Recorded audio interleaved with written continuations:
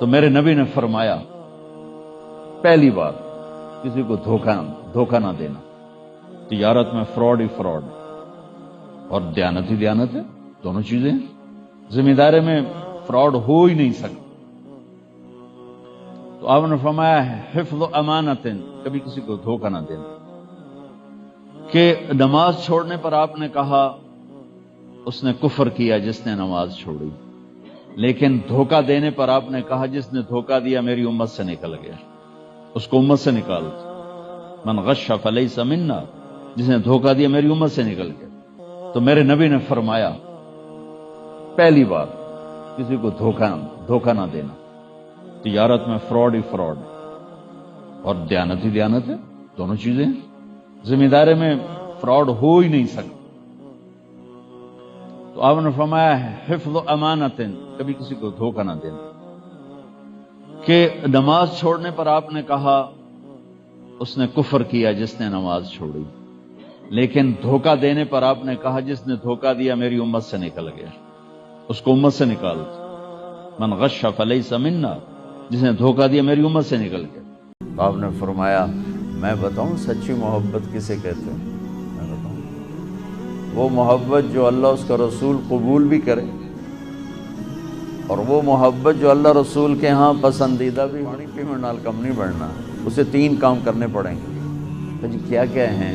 کہ فَلْيَصْدِقِ الْحَدِيثَ إِذَا حَدَّثَ، اسے زندگی بھر سچ بولنا ہوگا، جھوٹ نہیں بولے گا۔ اللہ اس کے رسول کی بارگاہ میں محبت کو حاصل کرنے کی پہلی نشانی کیا ہے؟ کہ وہ سچ بولے گا، جھوٹ نہیں بولے گا۔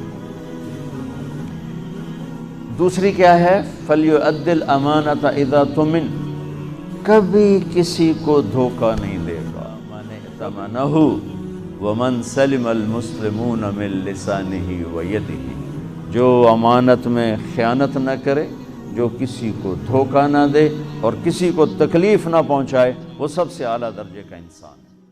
اپنی حلال کمائی کرو، کہ میرے نبی کا فرمان ہے جو صبح سے شام تک حلال کمانے میں تھکتا ہے اس کے اس دن کے سارے گناہ معاف ہو جاتے ہیں۔ سعد بن معاذ بیٹھے تھے، ان کے ہاتھوں پر اللہ کے نبی کی نظر پڑی تو ہاتھ بڑے سخت تھے۔ تو ہم نے کہا سعد تیرے ہاتھ اتنے سخت کیوں ہیں؟